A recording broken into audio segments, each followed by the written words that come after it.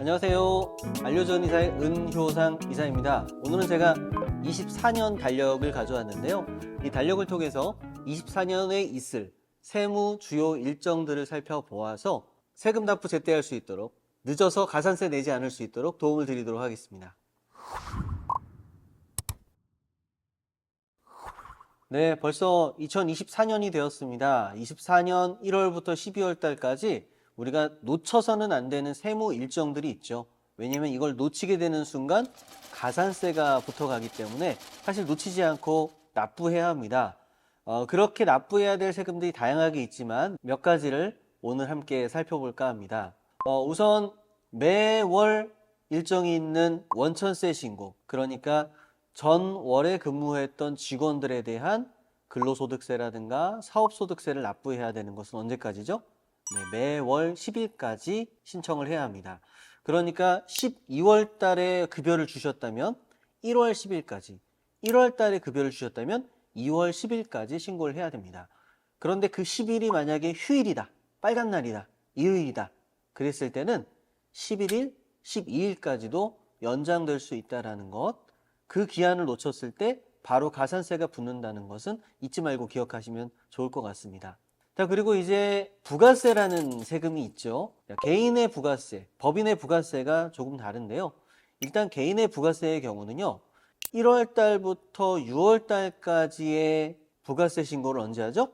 7월 25일까지 합니다. 네, 그리고 7월부터 12월 달까지의 부가세를 1월 25일까지 합니다. 자, 그런데 개인은 그런데요. 법인의 경우는 부가세를 2번이 아니라 4번을 납부해야 됩니다. 1월부터 3월, 4월부터 6월, 7월부터 9월, 10월부터 12월 달까지 총 4차례. 그러니까 법인의 경우는 1월 달에 납부하는 부가세가 언제 거죠? 10월부터 12월 달까지 그 3개월치의 부가세를 납부한다 생각하시면 됩니다. 자, 그럼 이제 1월 달에는 말씀드렸던 것처럼 원천세 신고 1월 10일 날 있죠? 그리고 1월 25일까지 부가세 납부하는 것, 네, 세무 일정 체크해 두시면 되겠습니다. 자, 2월 달에 뭐가 있을까요? 2월 달에는 아까 말씀드렸던 것처럼 2월 10일이 휴일입니다. 설날이에요.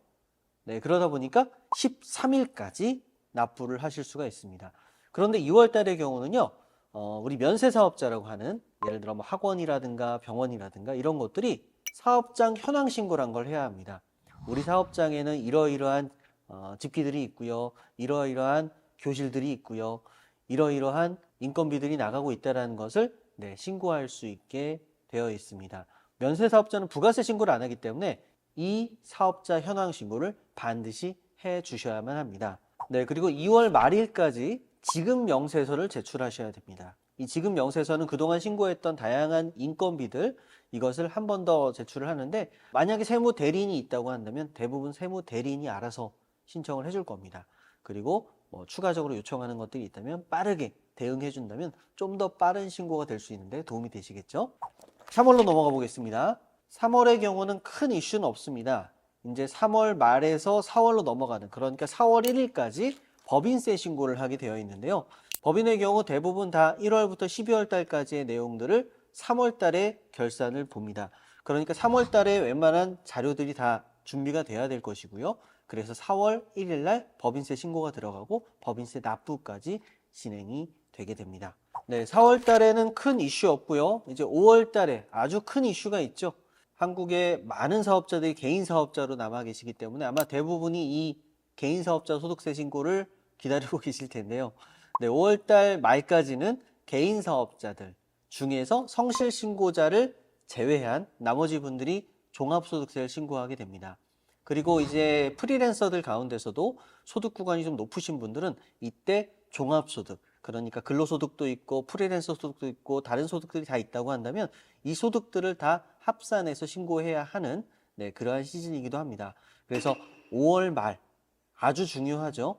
이때를 위해서 1년 동안 내가 어떻게 매출을 했고 어떻게 매입들을 잡아 놓았는지, 그리고 가결산을 통해서 어느 정도 예상했던 세금이 확정되는 그 시기라고 생각하시면 됩니다.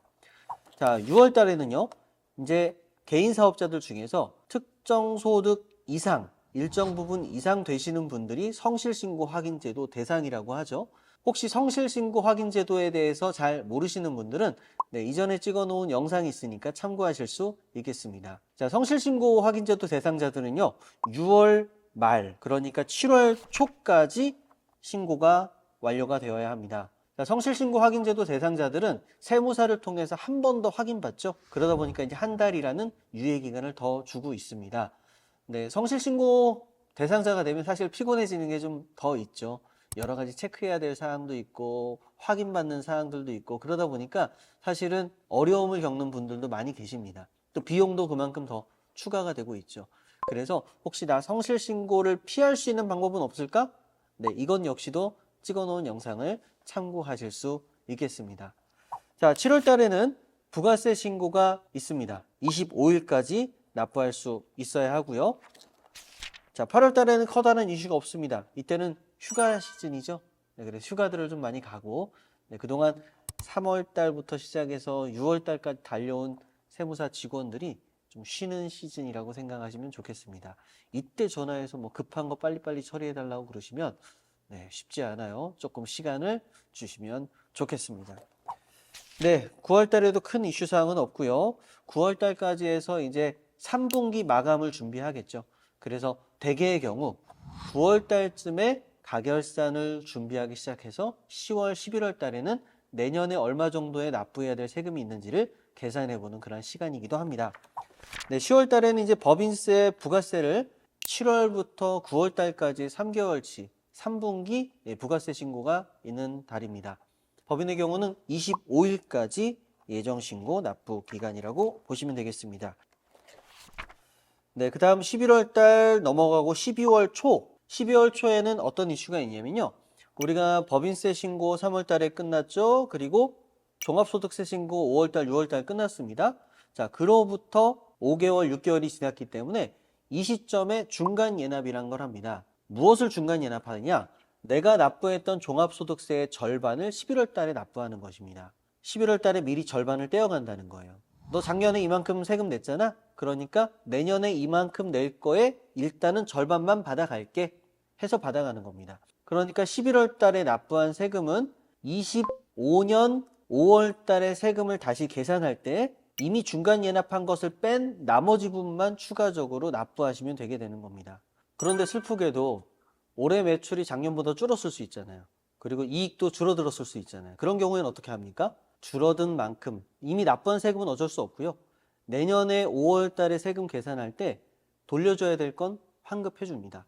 그러니까 걱정하지 않으셔도 되고 내가 매출과 이익이 줄었다고 한다면 세금 환급을 통해서 신청하실 수가 있다. 굳이 돌려달라고 하지 않아도 돌려준다. 기억하시면 좋겠습니다. 그래서 그것의 50%를 먼저 납부하도록 하는 중간 예납 제도라는 것을 잊지 않고 납부하셔야 된다. 이것도 요청하신다고 하면요. 분납으로 설정이 가능하시니까 혹시 세부담이 좀 되신다. 그러면 납부신고서를 받고 나서나 아니면 납부신고서를 받았을 때 세무대리인에게 요청해서 3개월 분납, 6개월 분납 신청하셔서 승인되면 그렇게 해서 분납으로 무이자로 납부하실 수가 있음을 알려드립니다. 자, 그 다음 12년도가 넘어가면 다시 또 1월이 되겠죠. 네. 이제 1월이 되게 되면 이제 새로운 세무 일정들이 또 생겨나고 그것의 또 반복입니다. 중요한 것은요. 이게 제때 납부해야 된다는 것도 매우 중요하지만 세금을 내기 전에 준비하실 수 있는 시간들을 가져보는 것, 거기에 대해서 예측해보는 것이 매우 중요하다는 것을 좀 강조드리고 싶습니다. 이 점과 관련된 영상이 가결산과 관련된 내용인데요. 내가 이미 5월 달에 혹은 3월 달에 법인세나 종합소득세를 신고한다라고 했을 때요. 결정된 겁니다. 그걸 조정하는 데는 상당한 비용과 또 상당한 스트레스가 있을 수 있어요.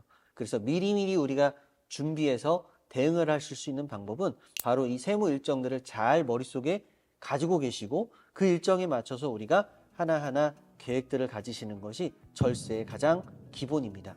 이 세무 일정들 24년도에도 놓치지 마시길 강조드리면서 마치도록 하겠습니다. 감사합니다.